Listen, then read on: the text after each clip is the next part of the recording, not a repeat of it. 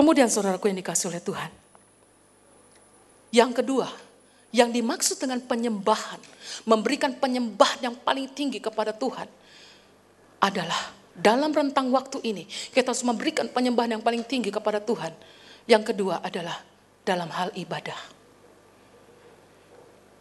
Sebab ibadah dalam bahasa Inggris itu artinya to serve Him atau to serve God atau to worship God, untuk menyembah Tuhan. Menyembah di sini dalam poin kedua yang saya ingin bahas adalah tentang ibadah itu sendiri.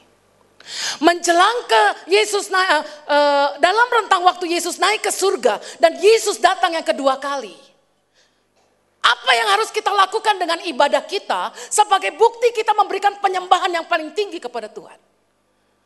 Dalam Ibrani 12 ayat 26 sampai dengan ayat yang Ibrani 12 ayat yang ke-28 dikatakan bahwa satu kali langit akan digoncang. Satu kali lagi bumi akan digoncang. Tetapi kita yang teguh di dalam Kristus, kita tidak akan tergoncangkan. Amin. Unshakable. Kita tidak akan tergoyahkan. Kenapa? Karena kita ada dalam kerajaan yang tidak tergoncangkan. Itu sebabnya dikatakan, supaya kita tidak tergoncangkan di dunia yang sedang bergoncang saat ini, supaya kita tetap ada dalam kerajaan yang tidak tergoncangkan ini, supaya kita menjadi orang percaya yang unshakable ini, menjadi orang percaya yang teguh di dalam Kristus yang tidak tergoyahkan. Ibrani 12 ayat 28 katakan, hendaklah engkau mengucap syukur dan beribadah dengan cara yang berkenan, dengan hormat dan takut akan Tuhan.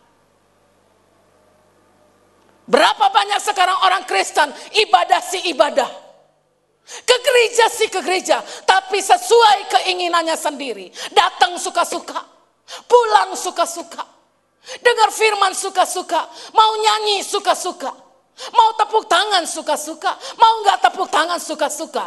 Sambil dengar firman, sambil SMS, sambil dengar firman Tuhan, sambil main game, sambil dengar firman Tuhan, sambil tidur, sambil dengar firman Tuhan, sambil ngobrol. Orang yang seperti ini, satu kali ketika bumi digoncang, ketika langit digoncang, dia akan tergoncangkan. Dia akan runtuh. Jadi dalam rentang waktu kita menantikan Yesus datang yang kedua kali, untuk kita jadi makin lama makin sempurna adalah perbaiki ibadah kita. Jangan sampai orang nilai ibadah kita. Jangan pikir Allah tidak tahu bagaimana ibadah kita. Allah menilai setiap ibadah kita. Gak perlu dikasih tahu, kalau ke gereja jangan terlambat ya.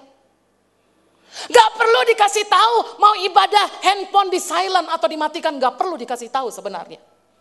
Kalau kita ini ingin melakukan sesuatu yang berkenan kepada Tuhan dalam ibadah kita, itu gak perlu dikasih tahu, saudara. Bagaimana kita memiliki ibadah yang berkenan kepada Tuhan? Kita harus tahu dulu tujuan ibadah kita apa. Apa tujuan kita datang ke ibadah?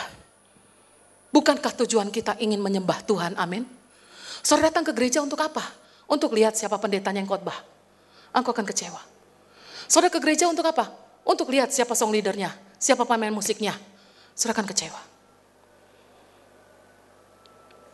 Tujuan datang ke ibadah bukan mencari keuntungan. Tetapi ibadah, Alkitab katakan, mendatangkan keuntungan. Amin. Makanya kita harus latih. Kenapa? Karena ibadah itu mendatangkan keuntungan. Baik untuk hidup yang sekarang maupun untuk hidup yang akan datang. Tetapi tujuan ibadah kita bukan mencari keuntungan.